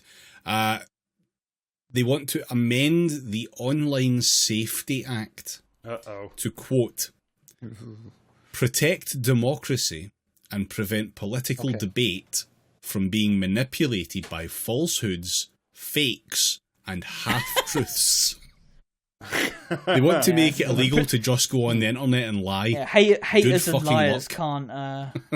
can't influence politics anymore. On devolution, go hog wild is their take, basically. Scotland can do what the fuck it wants. Wales can do what the fuck it wants. Northern Ireland conspicuously not mentioned in amongst places that can just do what they want. So, yeah, that's where that stands. Northern Ireland also exists. Moving on. Right, next section is human rights. So, this is generally pretty decent. They want to maintain the Human Rights Act. They want to stay in the ECHR. They want to restore legal aid to what it was. They want to specifically note down the protect the right to religious expression, which, fair enough, good that you're going to fucking actually say it out loud, I suppose. Scrapping the Police Crime and Sentencing and Courts Act and the Public Order Act. So in other words, the Spy Cops Bill and the We Can Arrest You for Being Outside Bill. Crime will finally be legal again. Yeah. On trans rights, self-ID. They want self-ID. That's good. But they also specifically mention ending the spousal veto for a gender recognition certificate. So I'm not keeping entirely gender sure. recognition certificates. Well, this is the thing. If they are like the self-ID, are they just like things that you can have? Is it like a little, completionist certificate? Is it an achievement to hunt?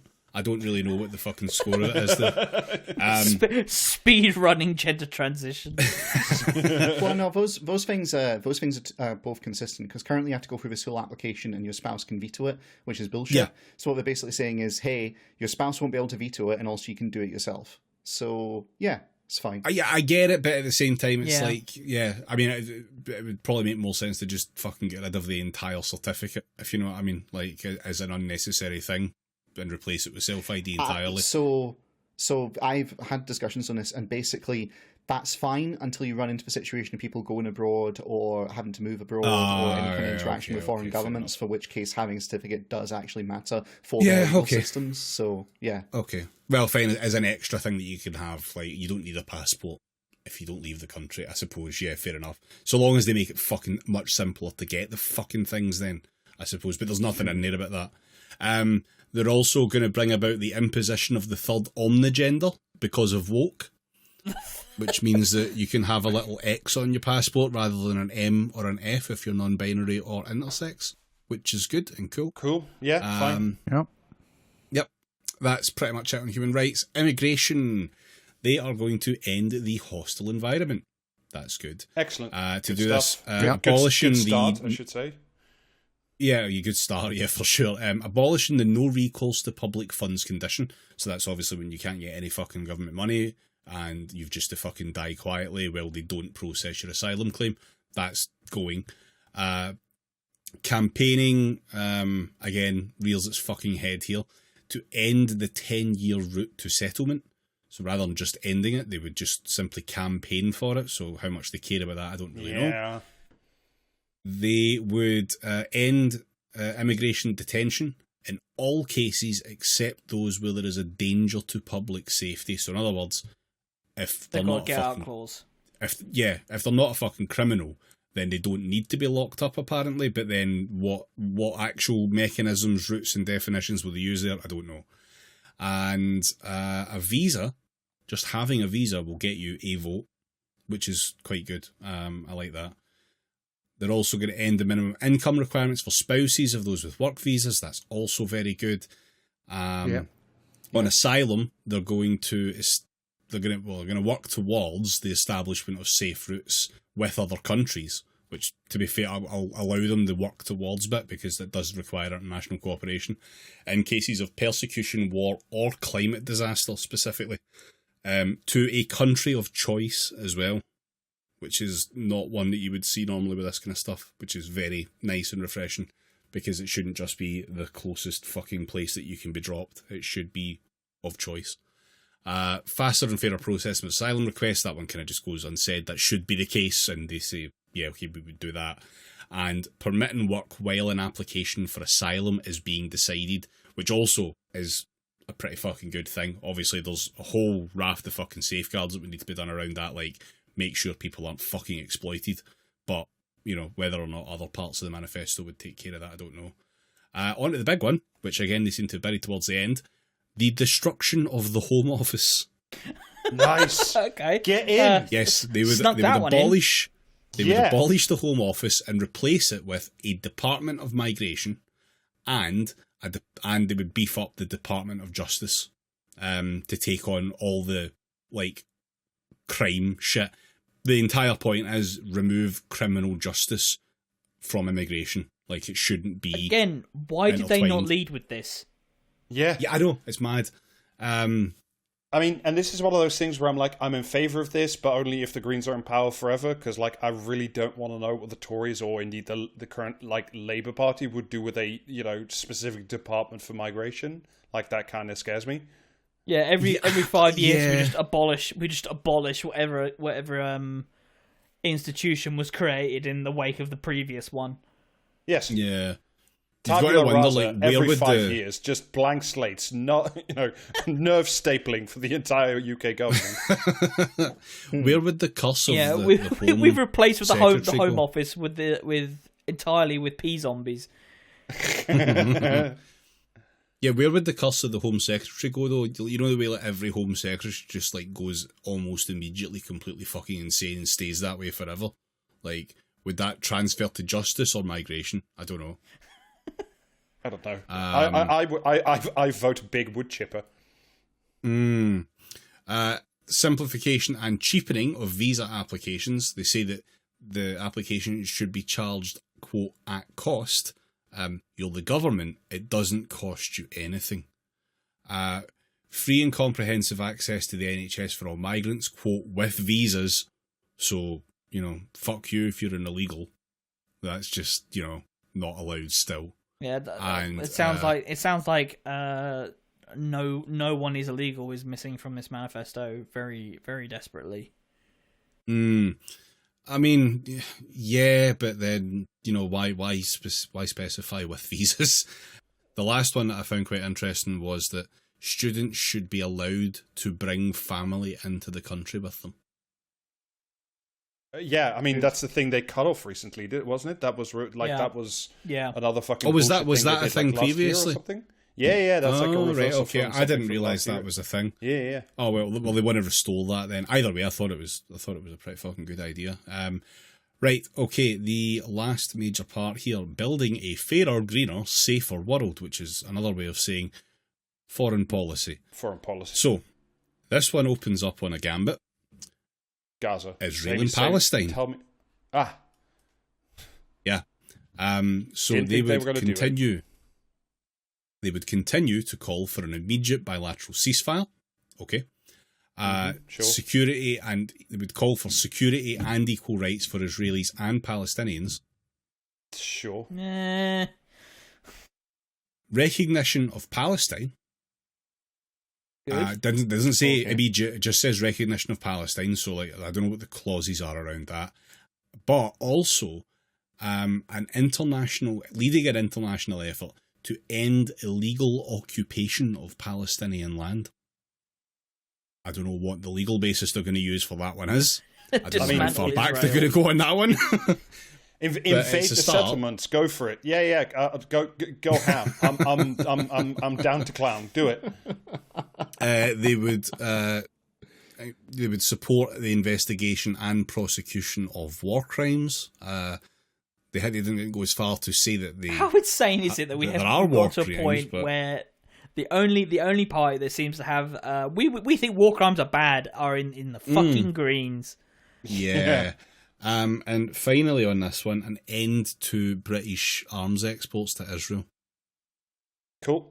So yeah, again, all pretty decent. Yeah, but not fucking radical in the slightest, considering Thatcher, of all people, banned arms exports to Israel once upon a time. Jesus. Yeah. Oh, man. The original Jeremy Corbyn there. Next up, climate diplomacy and overseas aid. I'll skip through this one a little bit. They're going to increase international aid to 1% and climate finance budget to 1.5% of GNI. By 2033, so it's still a while off for any of that. They want to they want to support the creation of an international law against ecocide, which would be good. They have an intent to take the lead on how aid is spent, as those with most at stake know how best to solve the problems. They want to enable the people of the global south to take the lead on how aid is spent. And that means fully just sidestepping authoritarian or corrupt governments. It sounds like an incredible way to create fucking problems, but at the same time, a really good way to solve a lot of them as well. So it would be interesting to see how that one would pan out. But I think generally it would be for the better. They want to do a parliamentary commission of inquiry for truth and reparatory justice to address reparations needed to redress global inequalities caused by the transatlantic trafficking of enslaved Africans. Huh. Yeah, I did not expect to see that in the fucking no, manifesto, but there is. How are they brave enough to put that in their manifesto and yet gesturing to the rest? Do not touch the trains. Yeah. Yeah, but the trains are scary. They also want to try and erase some debt in the global south, and they want to give like finance and tech help to lower income countries and stuff, which is all good. International trade, nothing big here really. All trade agreements should be pro worker and pro consumers' rights, and they should meet UK animal protection rules. They want to end the current practice of parallel judicial systems, which means that like corporations can sue countries for fucking billions of dollars a year and shit. The funniest one in this one was they want to use the leverage of the UK finance sector to finance the transition to an environmentally sustainable, carbon neutral global economy. Oh dear. They would love to just divest all of the oil money. Yeah, okay. Once again, we are the people who can ride this tiger to like success. I mean, it is fundamentally a liberal idea to have your greatest dreams be middle of the road. Yeah. Speaking of middle of the road, the FBPE section, they would rejoin the EU, and the way this is worded is as soon as we could get away with it domestically. That's pretty much how they fucking said it. Christ. Yeah. Oh my god. Before that, they want to join the customs union, which, like, okay, fine, whatever. They want to bring back free movement so that they can tell him that he can go skiing again. And they also want to explicitly and specifically rejoin Erasmus, which is the thing that lets students study abroad for a year, and the only thing other than free movement that anyone with a fucking EU flag on Twitter can name as a fucking positive benefit of being in the EU. And finally, NATO. It's good. Drum roll. Do Well, bombs. the first point is... Oh no, they're the anti-nuke party. Sorry, I forgot. Well, and this is where it gets funny and interesting. So, they would continue to support Ukraine against Russia. That's all they said.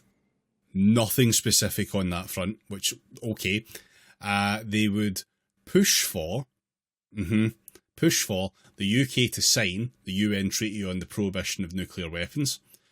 But they would also immediately dismantle our nukes, cancel Trident, and remove any foreign nukes from UK soil.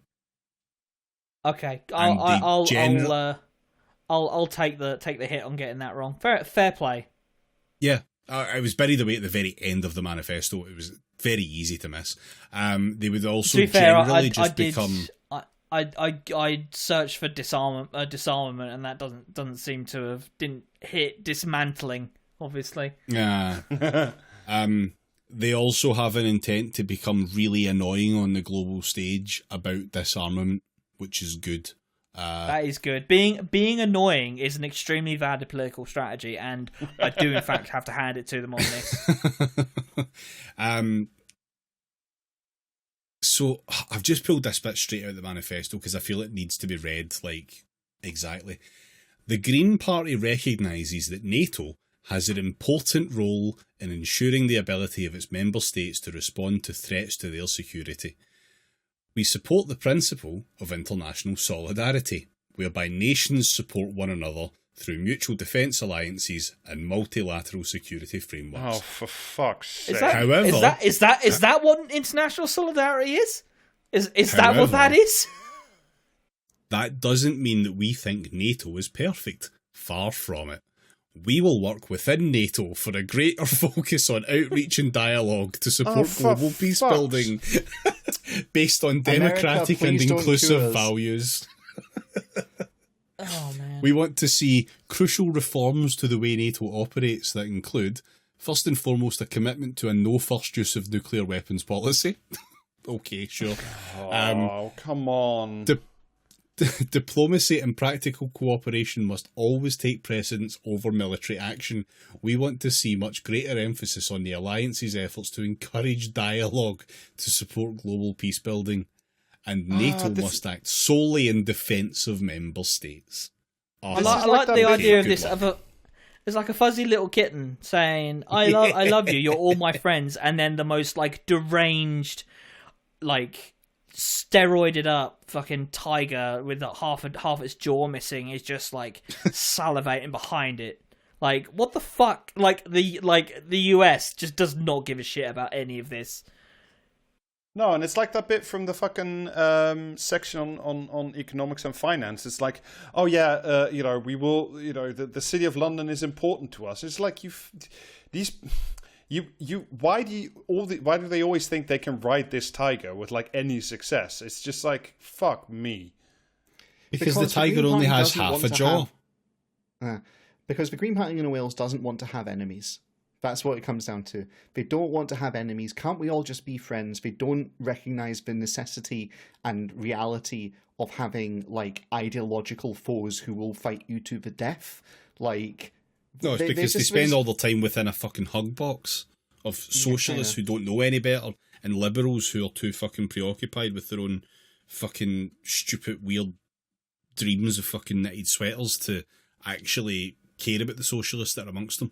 Like, just, oh, fuck, you're a party of enemies internally. Stop fucking not acting like it. Climate Starling could never. Yeah. I think unless there's anything much more important, I think, like, at this point, so just, like, from the hearing of this, like, from all of it, like there's a whole bunch of like good ideas in there that I'm like really fully behind and have like absolutely no problem with, and then it's all followed up with like immense questions of like, I don't trust you to do this, basically. Like, I mean, yeah. like, ultimately, like, I mean, I think me and Jamie are the only people who can actually vote for GPU. And I probably will, but like, I like beyond that, like that's about as far as I'll go. Yeah, I mean, to go from.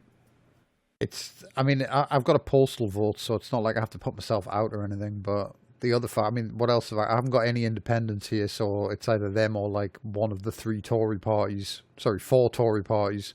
that we've got on the ballot, or George Galloway's bunch of fuckwits. Oh boy! So yeah, you know, I might just if the Green Party guy, like, you know what I mean. I can't even remember who it is, but if the Green Party guy from my constituency is like fucking, do you know what I mean, going to turn up at my door and answer questions, then I might, like, depending on his vibe. Otherwise, like, you know what I mean.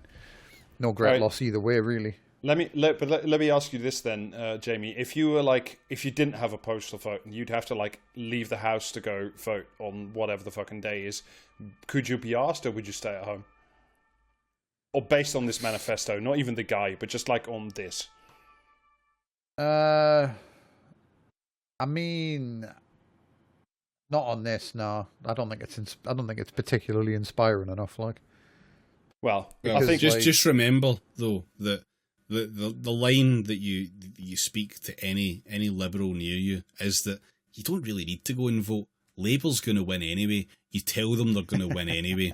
They're guaranteed in. Doesn't matter. What if the weather's really nice? What if you want to have a barbecue or something? Don't bother voting. It's fine. Just leave it. Doesn't matter. Won't be a problem. Yeah. Yeah.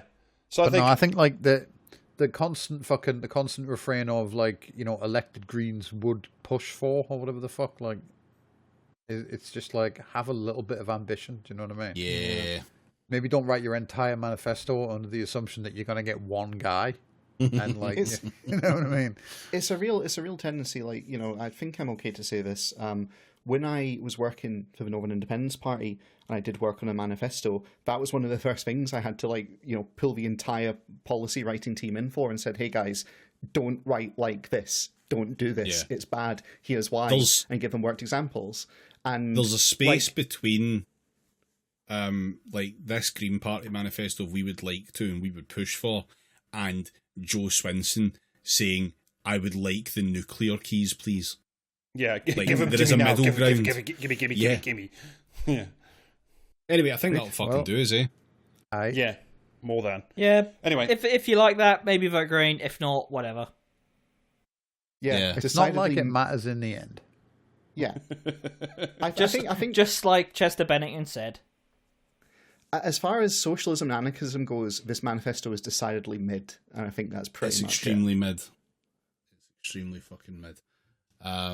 Much like this entire election, there is no one worth voting for.